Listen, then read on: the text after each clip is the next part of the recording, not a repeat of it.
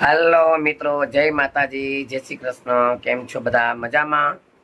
અને હવે આજે નવરાઈ થોડીક મળી ગઈ છે, એટલે હવે આજે માતાજીનું મંદિર, જે અમારા ઘરમાં મંદિર છે, અમારા કુળદેવી માનું, રામાપીરનું, આજે મંદિર સાફ કરવાનો ટાઈમ આજે લઈ લીધો છે.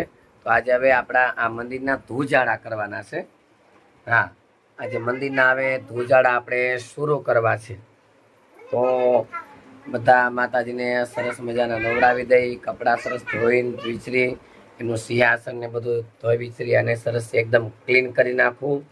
કારણ કે હમણાં બધા તહેવારો પર તહેવાર આવશે, માતાજીના વ્રત આવશે. જો કે હજી એકવાર પાછું સાફ કરવાનું હોય, પણ અત્યારે હમણાં કેદુનું સાફ નથી કર્યું ને ઘણા દિવસ થઈ ગયા, એટલે સાફ કરવું છે મંદિરના ટૂંકમાં ધૂજાડા કરવા છે. મારા ઘરમાં માતાજીનું મંદિર છે, મારા કુળદેવીમાં, દશામાં રામદેવજી મહારાજ. આ છે મારા ઘરનું ટેમ્પલ, મંદિર જોઈ રહ્યા છો.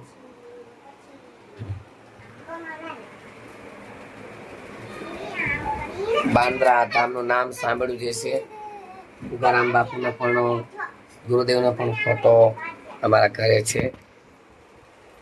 ચાલો મિત્રો, પહેલા ક્લીન એકદમ સાફ સુફ કરી નાખીએ. બધી વસ્તુ લઈ વ્યવસ્થિત ગોઠવીને, કાચની વસ્તુ બધું વ્યવસ્થિત મૂકી દઈ અને બધું સરસ ક્લીન કરી નાખીએ એકદમ.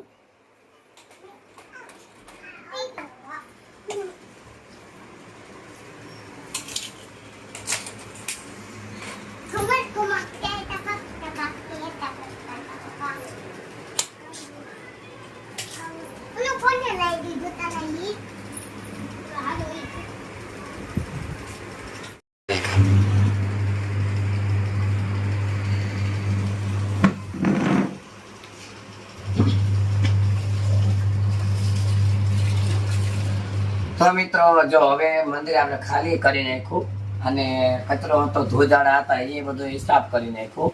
અને હવે એક સરસ મજાનું પોતું લઈ અને હવે આખું મંદિર પાવડરથી એકદમ ક્લીન કરી નાખવાનું છે. અને એકદમ ક્લીન સરસ મંદિર આપણે કરી નાખ્યું. થોડું થોડું થઈ ગયું અને થોડું થોડું કરવાનું છે.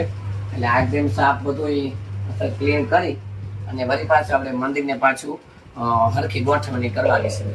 તો જો આ પોતું લઈ અને પોતું પણ આપણે કરી નાખ્યું છે. બધી આખું અસલ ક્લીન કરી નાખ્યું એકદમ. કારણ કે મંદિર તો મહિને 15 દિવસ 2 મહિને જ્યારે ટાઈમ મળે ત્યારે સાફ સુફ કરવું પડે, એમાં હાલે જ નહીં ને. હા, એટલે આ બધું હવે એકદમ પાવડરથી ધોઈ અને સાફ કરી નાખ્યું છે. અને હમણાં આપણે પાછું મંદિર ગોઠવવાનું પણ છે. સરખું સરસ રીતે પાછી ગોઠવણી ફરીથી કરવાની છે. બધું સાફ સુફ થઈ જાય પછી. અને આજે બધું સાફ સુફ કરવાનું હતું એટલે કેપરી પહેરીશું. બાકી મંદિરને પવિત્રતા છે, મંદિરમાં કેપરી ક્યાંય આપણે ચડી પહેરી ન જતા હોય નાની એમથી. સાફ સુફ કરવું છે ને એટલા માટે. તો આપણે વળી પાછું સાફ સુફ બધું થઈ જાય. આ જો બધું માતાજીની વસ્તુ બધી પડી છે, બતાવું. હા, એટલે બધું આપણે ગોઠવી નાખી પછી પેલા બધું સાફ સુફ થઈ જાય પછી. ચાલો, તો હવે આ બધું એકદમ ક્લીન થઈ જાય, પોસ્ટું થઈ જાય, સરસ સુકાઈ જાય, ગોઠવણી કરીને ફરી પાછું આપણે વિડીયો પાછું બનાવશું. જય માતાજી. તો હવે એકદમ મંદિર ક્લીન થઈ ગયું છે, થોડું ઘણું ગોઠવાઈ ગયું છે. કારણ કે 2-3 કલાકનો આમાં મંદિર પડ્યો છું, મથું છું. એટલે હવે આપણે મંદિર એક ગોઠવણી કરી નાખી છે. સ્વચ્છ એન્ડ સુંદર સરસ કરી નાખ્યું છે. માતાજીનું, અમારા કુળદેવી માનું, મારું રામાપીરનું મંદિર એકદમ ક્લીન થઈ ગયું છે. અને માતાજીને પણ બધાને બેસાડી દીધા છે હવના સ્થાનકે. અને આજ તો લાલજી મહારાજ જો નાયા, ગંગાજળથી નાયા અને નવા કપડા પહેર્યા છો. હા, નવા કપડા કાનજી મહારાજે પહેર્યા છે, રામદેવજી મહારાજને બેહાડ્યા છે હમણે તો. અને જો દ્વારકા આજે નવા કપડા, નવો મુંગટ, નવો હાર, સરસ શણગાર સજી અને બેસી ગયા છે. બધાને એકદમ સાફ સુથરા કરી નાખ્યા છે, નવડાવી નાખ્યું, બધું ક્લીન કરી નાખ્યું છે. અને હવે આપણે માતાજીને સાડી પહેરાવવાની છે.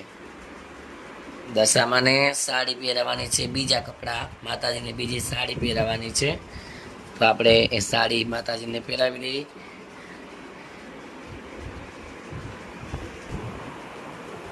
તો આ ક્યારનો 2-3 કલાકનું કામ કરું છું ત્યારે હવે અત્યારે બધું કામ થવા આવ્યું છે અને હવે માતાજીને સાડી પહેરાવી છે. ચાલો ત્યારે માતાજીને તૈયાર કરી દઈ. જય માતાજી. ચાલો જય માતાજી. તો હવે સવારનો હું આ મંદિરમાં બધું સમારકામ કરવામાં અને બધું એકદમ ક્લીન કરવામાં, ધૂજારા કરવામાં લાગ્યો હતો. હવે એકદમ મંદિર કમ્પ્લીટ થઈ ગયું છે અને માતાજીએ સોળે શણગાર આપણે સજાવી દીધા છે. દશામાને પણ એકદમ રેડી કરી દીધા છે, શણગાર પહેરાવી દીધો છે. માતાજીને ન્યૂ સાડી ગ્રીન કલરની માતાજીની સાડી પહેરાવી દીધી છે. ગ્રીન સાડીમાં માતાજી કેવા લાગી રહ્યા છે. આ માતાજીને આપણે શણગાર સજાવી દીધો. તો આલેકો દ્વારકાધીશ પણ સરસ રેડી થઈ ગયા છે. માતાજીને ગ્રીન કલરના કપડાં પહેર્યા છે, કાનોમાં કુંડળ, ગળે મોતી માળા, વાઘા પહેર્યા છે. રામદેવજી મહારાજ 12 બીજના ધણી અને એકદમ મંદિર રેડી થઈ ગયું છે. જોઈ રહ્યા છો. તો જેટલા પણ બહેનો ભાઈઓ ને આ વિડીયો ગમ્યો હોય, મારો આ બ્લોગ માતાજીના મંદિરનો ધૂજારાનો વિડીયો ગમ્યો હોય તો એક લાઈક કરી દેજો. જય માતાજીની કોમેન્ટ જરૂર કરી દેજો.